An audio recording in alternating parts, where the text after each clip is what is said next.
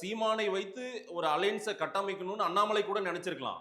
அமித்ஷாவோ மோடியோ விரும்பணும் இல்ல இத போய் அவரு கூட ப்ரப்போஸ் கொடுத்திருக்கலாம், போயிட்டு சொல்லியிருக்கலாம். ஆனா அவங்க அதை விரும்பல. எடப்பாடி தான் வேணும்னு வந்துட்டாங்கல்ல, முடிஞ்சிருச்சு இல்ல, அதோட அது முடிஞ்சிருச்சு. சாப்டர் முடியல, முடிஞ்சிருச்சு.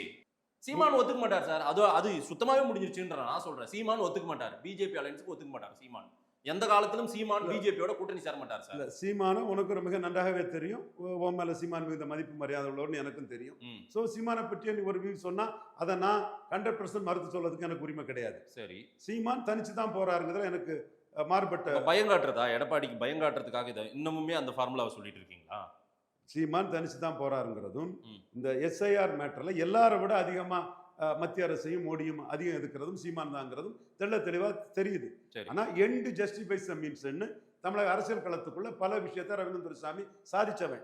முத்தமிழறிஞர் கலைஞரே எங்க மலத்தில் நெளியும் புழு போன்றவர் ஜெயலலிதா, ஜெயலலிதாவுடன் கூட்டணி போவது சொன்ன டாக்டர் ஐயா கூட்டணி போக மாட்டாருன்னு நினைச்ச போது எண்ட் ஜஸ்டிஃபைஸ் த மீன்ஸ் கலைஞருக்கு மிகப்பெரிய எதிர்பாராத ஒரு அடியை கொடுத்தது ரவீந்திர துரைசாமி. என் நண்பர்கள் பாமக துணைத் தலைவரா, செய்தி தொடர்பாளரா, அரசியல் தலைமை குழு உழைப்புனா என் கடமை செய்தேன். அதுக்கு பிறகு கலைஞர் பதர்னார் முரசொலியில, கொள்கையற்ற ரவீந்திர துரைசாமி இப்படி பண்ணிட்டாரு, கொள்கையற்ற கூட்டணி அது இதுன்னு எனக்கு எதிராக பண்ணாரு. எனக்கு எதிராக மீண்டும் 99 டாக்டர் ராமதாஸ் அவனுக்கு டிக்கெட் கொடுக்காதீங்க, உங்க ஆட்களை டீல் பண்ற மாதிரி அவனோட பொருள் டீல் பண்ண முடியாதுன்னு பெருசா கட்டையும் போட்டாரு.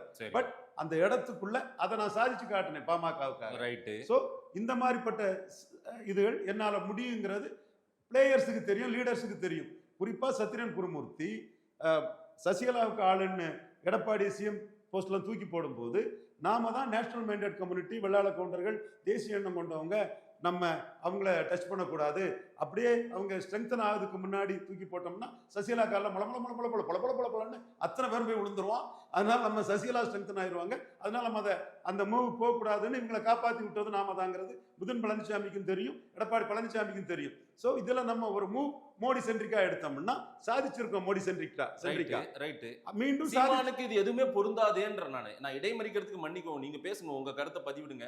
சீமானுக்கு இது பொருந்தவே பொருந்தாது. கத்தியே சாவார தவிர சீமான் திமுக அதிமுக கூடயே கூட்டணி வைக்க மாட்டார். சீமான் பிஜேபி கூட போய் கூட்டணி வைப்பாருன்ற மாதிரி நீங்க பயங்காட்டுறீங்களா என்னன்னு எனக்கு ஒன்றும் புரியல. இது சக்கர பொங்கலும் வடகரியும் சார்.